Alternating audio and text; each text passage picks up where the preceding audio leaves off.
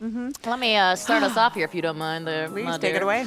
The Olympics of Esports, a.k.a. the Gfinity Elite Series, just wrapped up last weekend after a 2-month-long odyssey of Counter-Strike, Street Fighter, and, of course, the ever-present Rocket League. It was the first of its kind. It pitted major esports teams against each other in 3 major genres, like totally different ones, including first-person shooters, fighting games, and rocket soccer.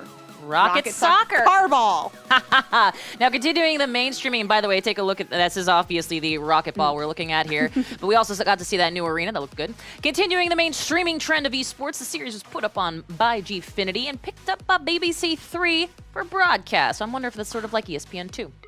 I know our Julia Hardy. She's Julia a BBC Hardy. girl. Yeah, she does stuff for BBC 3, so maybe she got to be involved in that. The series started with 160 pro esports players and a pot worth 225,000 British pounds, which is a lot of U.S. dinero if you're trying to do that. I like it. There you go. After 10 weeks, an overall grand champion team would be named, in addition to a winning team for each game. Okay, exactly. Now, the grand final was last weekend. 3 champions were named in the Gfinity Arena in that Fulham Arena near London. Talk about Rocket League. So in the Rocket League competition, the 10 weeks of competition came down to a head-to-head matchup between Team Endpoint and Epsilon Esports. Some familiar names there. Exactly. Now, Endpoint dominated the first 2 matches, and from there, traded every other game with that hard-fighting Epsilon team.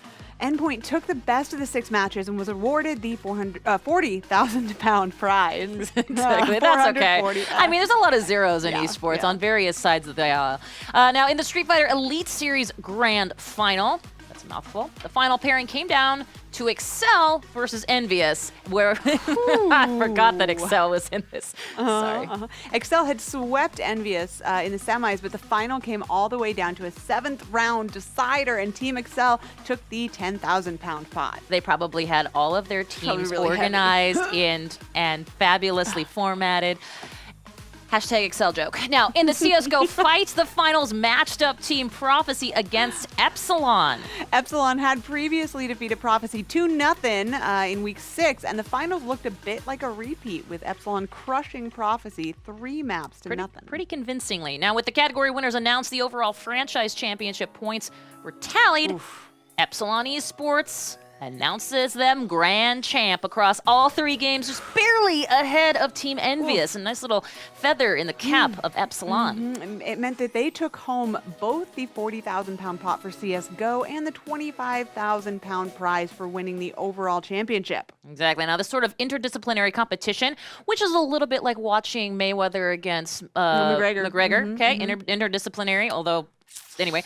Although in this case, the McGregor type did actually know what they were doing. It was truly a pleasure to watch. Just let us tell you right now. Exactly. I like to bring in metaphors. Looking forward to Elite Series 2 in the future.